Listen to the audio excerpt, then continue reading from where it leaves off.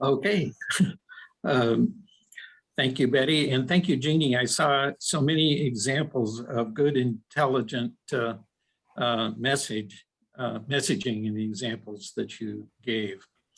So when I spoke earlier in the year, I emphasized that we needed to build a winning coalition based on progressives, mainstream Democrats, and mainstream business conservatives. So how do we design messaging that will be inclusive to all three of these groups? These groups have some similarities, but they have some differences.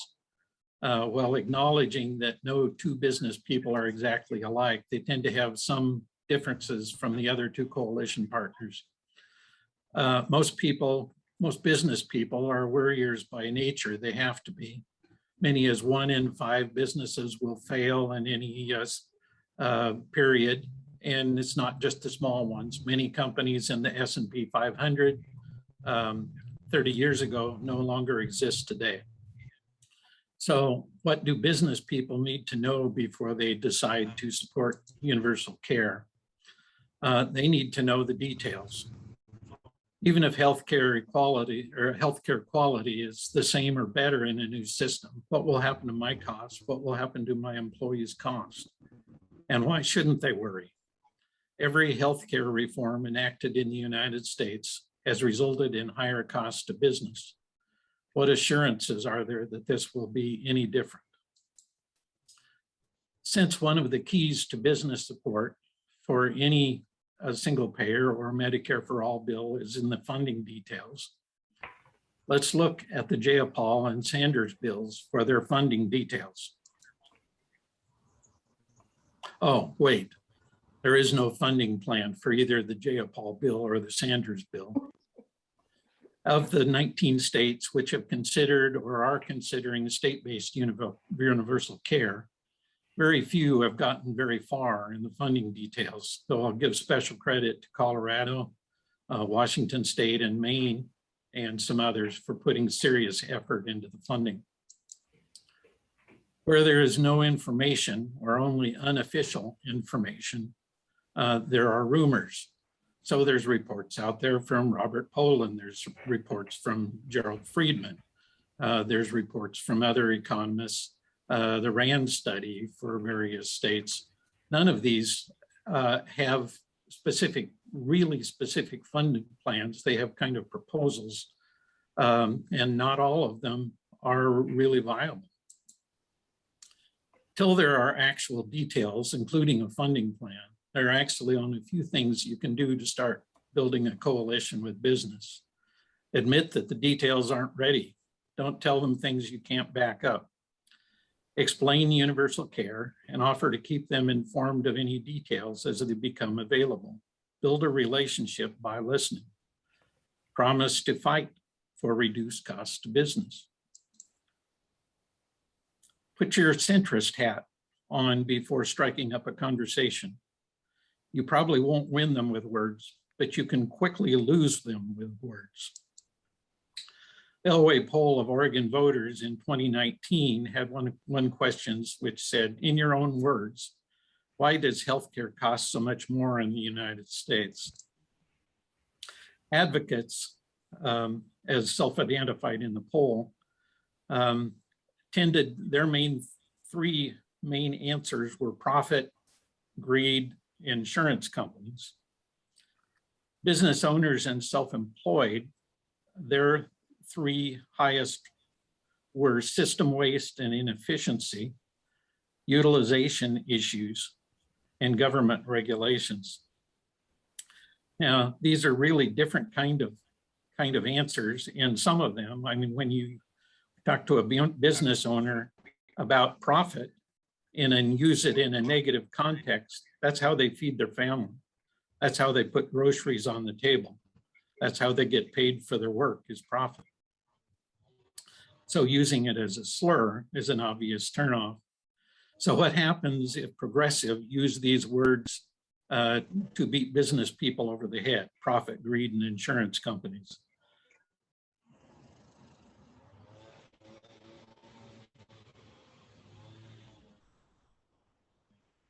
trust of government. Most progressive advocates are just the other way around. And as Jean brought up earlier, so, with Catherine, this is a key issue that needs to be addressed. Nobody likes pharmaceutical companies. That's fair game. You're breaking up a little bit, Warren. You may have to go to off video.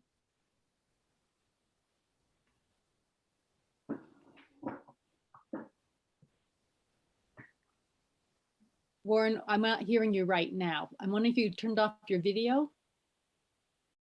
Oh, did we lose him entirely? Yeah.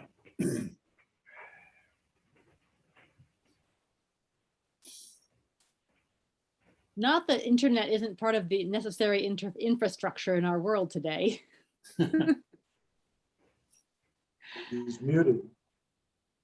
Is he on right now? Yes, I am. Okay, there we go. Okay. But I think I'll have to reshare. Okay. And Warren, if your internet is weak, the other thing to do is to turn off your video, and that may help not draw as much off of your bandwidth. Okay. Just trying to push all the buttons here. Yeah.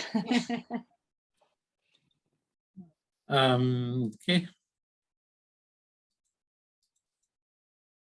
I just have 4 messaging recommendations.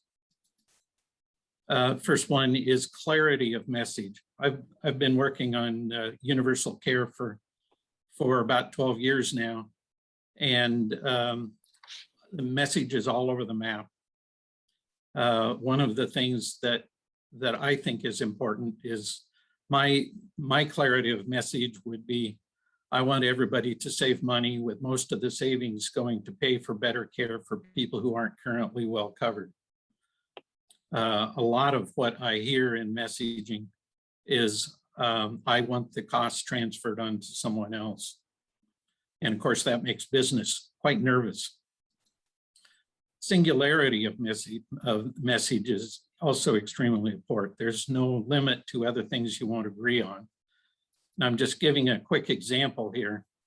This is off Business Leaders for Transformation, Healthcare Transformation website. And you can see over here, they're saying under Medicare for all, businesses would pay less in taxes. Well, first, that is probably not true. And it isn't really true, a true statement in either the Poland plans or the Sanders plan or the anything else. So this is kind of making a statement that that is hard to back up. But now let me get to my point of the singularity of message down in the bottom. Don't miss reviewing the impact of our work in Georgia. This is not singularity of message. This is a political statement that not all business people would be in favor of. So of course, immediate practicality of the message requires the details. Everybody needs the details, but business especially. And inclusivity of the message. And Jeannie touched on some of these, but provide sincere reassurance of your support for each other. Make it about working together as partners, not about a them. So that's, sorry for the interruption. I don't know exactly what I said to invoke my computer censorship. But Well, thank you very much. That's actually a very fast recovery. I was wondering how well that would go. So I want to take a peek at the chat and see if people were commenting in there about anything that they wanted to say. But if ever other people have questions that they wanted to raise their hands. Mike? Yeah, this is interesting about the Chuck's use of profit first. Could you comment on that, Warren? Does that soften it, or is profit the main problem in any context? well, I will I will enjoy the moment here because when I saw that on Jeannie's slide, that was the only thing that was that jumped out at me. Given that Chuck and I have frequently discussed this, I appreciate Chuck's input on that. I can say that it's not the worst thing that I've ever seen, but I think I'm not sure it really resonates with me. And I mean, it's kind of just a general slam against business trying to earn a living. Warren, would it be fair to say that you would adapt this message depending on the audience? And if it was a Chamber of Commerce, you might not include profit first because it's like a hot button issue. But when you are presenting this information to another audience, it might be okay? Or would you suggest that we leave that profit first off of the slide because it is a hot button for business owners? Yeah, I don't have a quick answer to that, unfortunately. I do believe in the singularity of message, that you can't tell two different people two things. And of course, you're going to highlight people, the things that you agree on, and we all do that, but particularly in funding, you can't tell people, one group of people, we're going to stick it to business, which I've heard fairly often. Mm-hmm. And in the meantime, expect business to sit through a meeting where they're told, oh, we're not against business. So I think there's really some kind of balance in there where you highlight the things that people want to hear, but you also have to be careful not to be saying things that if other people found out, they would regard you as being dishonest. Mm-hmm. That's a good point, but I don't think we would say to some groups profit first is fine and to other groups profit first is not good. I think we would just like not say anything about profit first to some groups. I think that the presentation that we had on August 3rd from those medical students about how business doesn't follow free market values is very helpful. If folks looked at our website, you can find that presentation on a recording and the slides that they used.